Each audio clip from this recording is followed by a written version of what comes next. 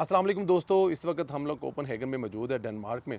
और पिछले दिनों आपने जो ओवरसीज़ पाकिस्तानी हैं उनको जो तमगा है, जो सितारा है, जो पाकिस्तान की तरफ से एक बड़ा ज़ाहिर है सिविल अवार्ड है, वो जो नाम थे उनमें से एक नाम जो है वो डेनमार्क से भी था। तो अब डेनमार्क में आए हैं और उनसे मुलाकात हो और उनसे ना बात करें तो मेरे ख़्याल में ये बड़ी ज़्यादती है। तो मलक सिकंदर सदीक साहब हमारे साथ हैं। इनके वालिद साहब जो हैं वो भी बड़ा उनका नाम था डेनमार्क में और इस चीज़ में। तो लेकिन अभी उनसे पूछते हैं, बात करते हैं और ख़ास तौर पे जो उनसे पूछना है कि ये जो उनको अवार्ड मिला है, ये कौन-सी वो खिदमात हैं जिसके एवज़ मिला? सिकंदर भाई अस्सलाम वालेकुम। वालेकुम अस्सलाम जनाब। हमारे शहर में बहुत बहुत वेलकम। सिकंदर भाई आपसे ये दूसरी मुलाकात है, पहली मुलाकात जी लाहौर में हुई थी और मुझे बड़ी खुशी हुई जब मैंने आपका नाम सुना और कि सिकंदर साहब जो हैं, एक तो आपका यहाँ की पार्लियामेंट में, आपकी लोकल सियासत में आपकी अपनी पार्टी है और फिर पाकिस्तान की तरफ से क्योंकि शिकवा किया जाता है कि ओवरसीज़ पाकिस्तानियों को पाकिस्तानी हुकूमत, लेकिन बड़ी खुशी हुई 11 लोग 15 लोग हैं जिनको ये अवार्ड मिला है।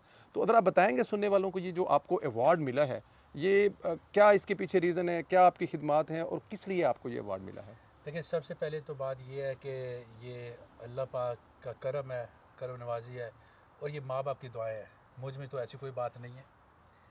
ये अल्लाह पाक इज़्ज़त देता है, माँ बाप की दुआएं हैं जिस वजह से ये होता है।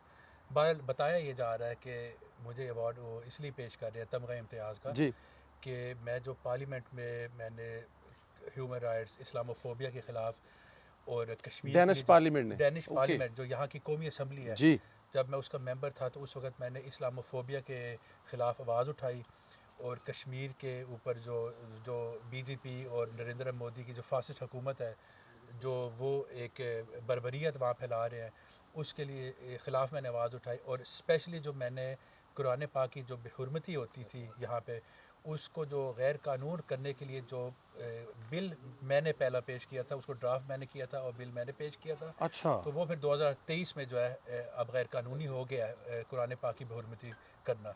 यहाँ पे जो जो अक्सर हम डेनिश देखते थे कि यहाँ पर जी, जो की थी, अब कानूनी तौर पे वो गैर नहीं किया जा सकता कुरान पाक के बारे में किसी भी किस्म की बेहुरमती इनके लॉ के मुताबिक। बिल्कुल। और उस वक्त जब मैंने ये कानून ड्राफ्ट किया था तो उसमें ये था कि कुरान पाक को करते थे, लेकिन उसमें हमने ये लिखा था कि तौरात, अंजील, कुरान पाक किसी तमाम भी। जो मजहबी हाँ जी, पाक किताबें बिल्कुल हैं। बिल्कुल, उनको आप जला नहीं सकते, उनकी आप बेहुरमती नहीं कर सकते।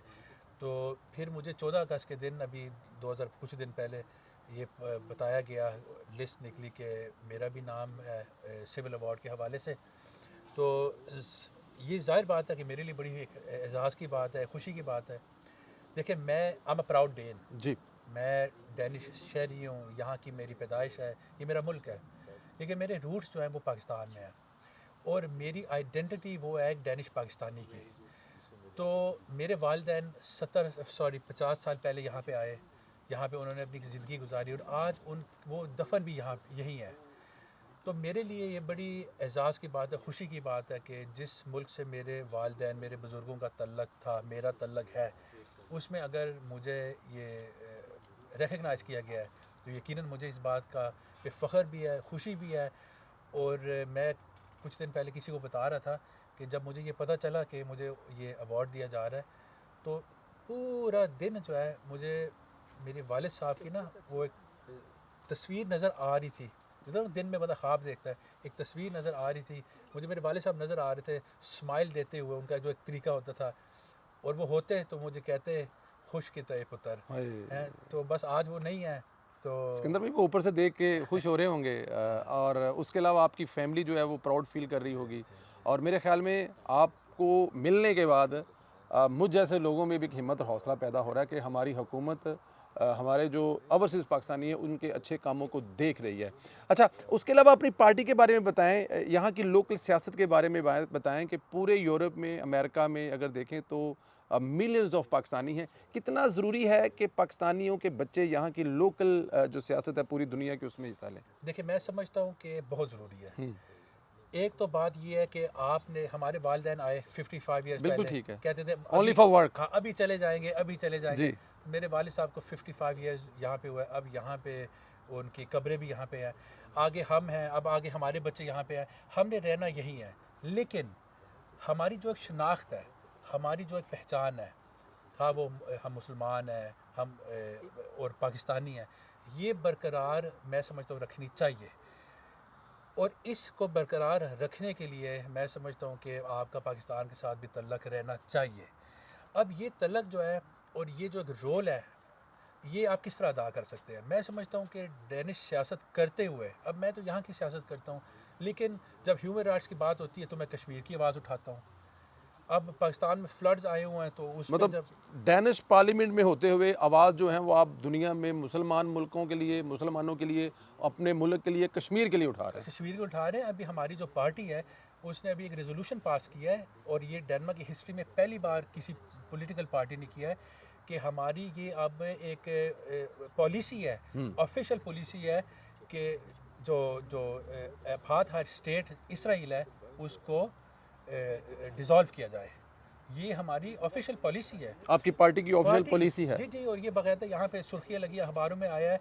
और हमने कहा कि जो गज़ा में इस वक्त हो रहा है पिछले 75 ईयर से जो कर रहे हैं, कत्ले आम, बेहुरमत, क्या कहते हैं, इज्जतें वो लूट रहे हैं, कत्ल वो कर रहे हैं, लोगों के लैंड घर वो कर रहे हैं, तो अब जो गज़ा में कर रहे हैं जिसमें 60,000 बच्चों को शहीद कर दिया है, उसके बाद तो मैं नहीं समझता कि कोई भी ऐसी आप कह सकते हैं कि इसराइल को एग्जिस्ट करने का क्या कहते हैं वो कोई राइट ही नहीं है, राइट ही कोई हक नहीं ही है। नहीं है। तो देखें, ये अब कभी डेनमार्क में तो पहले किसी ने नहीं की। तो मेरा कहने का मकसद ये है, बताने का मकसद ये है कि हम यहाँ पे रहते हुए हमारा काम ये है कि हम पाकिस्तान और डेनमार्क, अब मैं डेनिश पाकिस्तानी हूँ, तो मेरा जी, काम ये है कि पाकिस्तान और डेनमार्क के दरमियान एक ब्रिज के तौर पे एक्सक्यूज़ मी काम ज़रा करूँ, प्लीज़।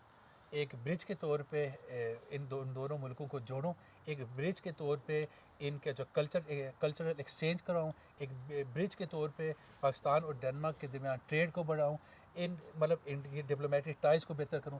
मैं समझता हूं कि ये हमारे लिए एक बड़ा एक मौका है, और मैं यकीन से कह सकता हूं कि अगर हमारे वालिदैन जो हैं, जो फर्स्ट जनरेशन थी, जो आज अक्सर नहीं है यहाँ पे, वो हमसे यही उम्मीद रखते कि आप यहाँ पे रह रहे हैं और यहाँ आपके बच्चे रह रहे हैं, लेकिन आप अपने पाकिस्तान को, जहाँ से हम आए, जहाँ से आपके मतलब आपके फोर फादर्स हैं, उस जगह को मत भूलें।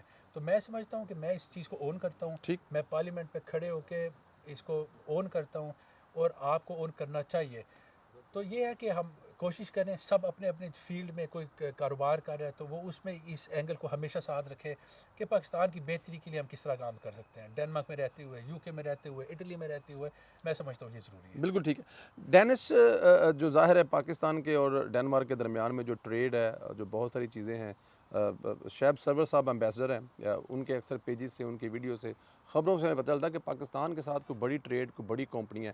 तो इसको कैसे देखते हैं कि ये जो पिछले दिनों को एक बहुत बड़ी कंपनी से माहिदा भी हुआ है, अ, ये दोनों मुल्कों के दरमियान में ये कितनी मतलब कि अहम चीज़ है, और आने वाले वक्त में आप क्या समझते हैं कि मज़ीद क्या होने वाला है? देखिए, मैं समझता हूँ कि एक्सेलेंसी शोएब सरवर साहब के आने से जो एक डिप्लोमेटिक टाइज़ हैं डेनमार्क और पाकिस्तान के, वो एक बड़े बेहतरीन तरीके से रवानगी वो पकड़ चुके हैं और बड़े अच्छे तरीके से डेवलप हो रहे हैं। एक तो ये है, मैं समझता हूँ ये पाकिस्तान की भी खुशकिस्मती है, और हमारी as a Danish Pakistani community जो है, डायस्पोरा जो है, उसकी भी खुशकिस्मती है कि एम्बेसडर साहब जैसे यहाँ पे एक सफ़ीर जो है वो लगे हैं।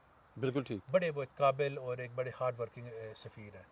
सेकेंडली आप ये देखें कि डेनमार्क और पाकिस्तान के हालात, आपको पता है कि डेनमार्क की जो फॉरेन पॉलिसी होती है वो भी अक्सर जो इनका जो बड़ा भाई है, जो अमेरिका जो है, उसके तहत जो है ये एक चलते बनती है, हैं। चलती है। तो आपको पता है वॉर ऑन टेरर, और पिछले 20 सालों से जो अफ़गानिस्तान में जो जंग वगैरह हो रही है, उसके हवाले से बहुत सारा इफेक्ट हुआ है पाकिस्तान पे भी, ज़ाहिर बात सबसे ज़्यादा पाकिस्तान पे इफेक्ट हुआ है, लेकिन पाकिस्तान के हालात डेनमार्क के हवाले से भी जो है उन पर भी बड़ा असर पड़ा है। तो मैं ये समझता हूँ कि पिछले कुछ सालों से अब हालात जो है, पहले अच्छे थे, बेहतर थे, अब बेहतरीन होते जा रहे हैं। और अगर आप मुझसे पूछते हैं कि मेरी पेशेन गोई क्या है कि आगे क्या होगा, तो मेरे एनालिसिस ये है कि डेनमार्क और पाकिस्तान के हालात अभी इंशाल्लाह ताला बहुत बेहतरीन होंगे। उसके कई रीज़न्स हैं। जी। एक, हमारी इस वक्त सफ़ीर बड़ा बेहतरीन काम कर रहा है। सेकेंडली ये है कि पाकिस्तान में जो एक एडमिनिस्ट्रेशन है, जो एक लीडरशिप है, वो बड़ी बेहतरीन क्या कहते हैं, मौजूदा क़यादत की बात कर। मौजूदा क्या दिखा, वो दिखा रही है, सबके सामने है, वो एक बेहतरीन उनकी एक जद्दोजहद है, एक डिलीवरी काम जो है, डिलीवर कर बिल्कुल रहे हैं वो। डिलीवर कर रहे हैं। अच्छा, थर्डली बात ये है कि हमारा जो डियास्पोरा डेनमार्क में है, जो हम थर्ड थर्ड जनरेशन से। जनरेशन है, हमारे वालिदैन का ये बड़ा कमाल था कि उन्होंने पाकिस्तान से हमारा तल्लक टूटने नहीं दिया। तो अब हमारे, अब आपको पता है यहाँ डेनमार्क में एक मुदस्सर साहब होते हैं, जी, वो बड़े यहाँ के बिजनेसमैन वो हैं। जो जिनकी शेरों के साथ बड़ी तस्वीर बिल्कुल वायरल हुई है। माशाल्लाह वो है। इसी तरह हमें ताहिर सिद्दीक साहब है, चले मैं कुछ सियासत करता हूँ। जी, हमारे यहाँ पे आमिर शहजाद साहब होते हैं, इस तरह आसिफ रज़ा साहब होते हैं। तो हम बहुत सारे लोग हैं जो डिफरेंट फील्ड्स में रहते हुए पाकिस्तान के साथ हमारा तल्लक है। तो जाहिर बात है आप ये समझे कि हम मिनी एम्बेसडर्स हैं सारे, हम सारे मिनी एम्बेसडर्स हैं डेनमार्क में पाकिस्तान के और पाकिस्तान में डेनमार्क के। डेनमार्क। और इसलिए मैं समझता हूँ कि जो आगे आने वाले हालात होंगे वो इससे बेहतर ही होंगे। आज अच्छे हैं, बेहतर हैं, ट्रेड भी बढ़ेगा, कल्चरल एक्सचेंज भी बढ़ेगा, और सबसे बड़ी बात जो मुल्कों का सॉफ्ट इमेज है वो बहुत बेहतर होगा। बहुत बेहतर होगा। आखिरी सवाल है, एक आप नौजवान हैं और एक यूरोपियन मुल्क की असम्बली के मेंबर हैं, आपकी अपनी पार्टी है। मेरे ख्याल में ये नौजवानों के लिए बड़ी हिम्मत और हौसला अफजा की बात है। पाकिस्तान के नौजवानों में ख़ास तौर पे जो इस वक्त पाकिस्तान के रियासत के ख़िलाफ़, फ़ौज के ख़िलाफ़ सोशल मीडिया पर और बहुत सारी जो एक्टिविटीज़ आप देखते होंगे, दिल दुखता होगा, उनके लिए क्या पैगाम है? देखिए मैं यही कहूँगा कि मैं समझ सकता हूँ कि आपकी डिफरेंट पॉलिटिकल एफिलिएशंस हैं और होनी चाहिए। हमें जमहूरी मुल्क में रहते जी, हुए यही सिखाया जाता है कि आपकी डिफरेंट पॉलिटिकल एफिलिएशंस होनी चाहिए। बहरहाल मैं एक जमहूरियत परस्त इंसान हूँ। हाँ, मैं जमहूरियत पे यकीन रखता हूँ, और मेरा सब के लिए यही पैगाम है कि जमहूरी स्ट्रगल में आप आएँ, सियासी स्ट्रगल में आप आएँ, लेकिन एक फ्रेमवर्क के अंदर रहते हुए जो है वो स्ट्रगल होनी चाहिए।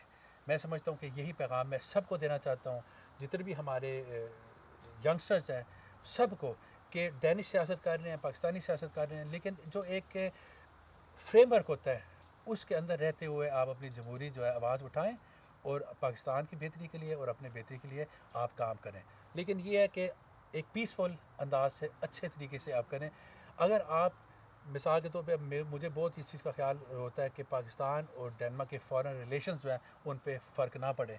तो मुझसे भी कभी कभार ऐसे जी, सवाल जवाब यहाँ पे किए जाते हैं, आप पार्लियामेंट में ये कर दें, या जब मैं पार्लियामेंट में था आप इस तरह कर दें। तो मैं बड़े सोच समझ के भाइयों से कहता हूँ कि नहीं, देखिए अगर मैं ये बात करूँगा पार्लियामेंट में तो ये पॉलिटिकल एफिलिएशन तक बात नहीं रहेगी। लोग ये कहेंगे Pakistan is a fail state. True. तो इसलिए मैं समझता हूँ कि वो फ्रेमवर्क जिसकी मैं बात कर रहा हूँ ना, उसको मद्देनज़र रखते हुए आप अपना काम करें। लिमिटेड क्रॉस नहीं करनी हाँ, चाहिए, कि लिमिट ये क्रॉस। ना हो कि डेनमार्क को कोई ये कहे कि फेल स्टेट है, या पाकिस्तान को कोई ये कहे कि फेल स्टेट है, क्योंकि फिर बहुत सारी ऐसी लॉबीज़ हैं, बहुत सारी दुनिया में ऐसी लॉबीज़ हैं जो इस चीज़ को फिर एक्सप्लॉइट करती है। तो इसलिए मेरा हमेशा यहाँ पे डेनमार्क में सियासत करते हुए ये एक रहा है, मैंने कहा कि मैं डेनमार्क के ख़िलाफ़ काम करूँगा, ना मैं पाकिस्तान के ख़िलाफ़ काम करूँगा। आपकी अपनी अपनी पॉलिटिकल एफिलिएशन हो सकती है, जहाँ भी इन मुल्कों की बेहतरी हो सकती है उसके लिए आप मुझे जहाँ बुलाएंगे मैं आऊँगा। लेकिन ये है कि आपको ये बैरून मुल्क में रहते हुए ये ज़रूर सोचना है कि आप यहाँ पे अपने तौर पे डोमेस्टिक सियासत को मद्देनज़र रखते हुए कुछ करेंगे, लेकिन बैरून मुल्क और पार्लियामेंट जो है उसमें इंटरेस्ट ऐसे होते हैं कि वो उसको इस तरह नहीं लेंगे। वो कहेंगे देखो यार, Pakistan is a fail state, and Pakistan is not a fail state. Pakistan एक उभरता हुआ एक और उसमें एक लीडरशिप है, उभरता हुआ एक कंट्री है, और उसमें बहुत पोटेंशियल है, और वो पोटेंशियल अब सामने आ रहा है। तो मेरा यही पैगाम होता है सब यंगस्टर्स को। और आपकी बात को से मेरे जहन में आई है जी, डॉक्टर इलामा इकबाल रहमतुल्लाह अलैह का वो शेर है, जवानों को मेरी आहें सहर दे, वाह! फिर इन शाही बच्चों को बाल उपर दे, क्या बात है। खुदाया आरज़ू मेरी यही है, मेरा नूरे बसीरत आम कर दे। आमीन, तो आमीन, आप आमीन। ये देखें कि उनका काम, जिन्ना साहब जिस तरह उनका एक तरीका था कि कितने मुश्किल हालात में रहते हुए भी वो उन्होंने गांधी साहब से कहा कि हम कॉन्स्टिट्यूशन के अंदर रहते हुए ही अपनी स्ट्रगल करेंगे, अपनी फ्रीडम लेंगे।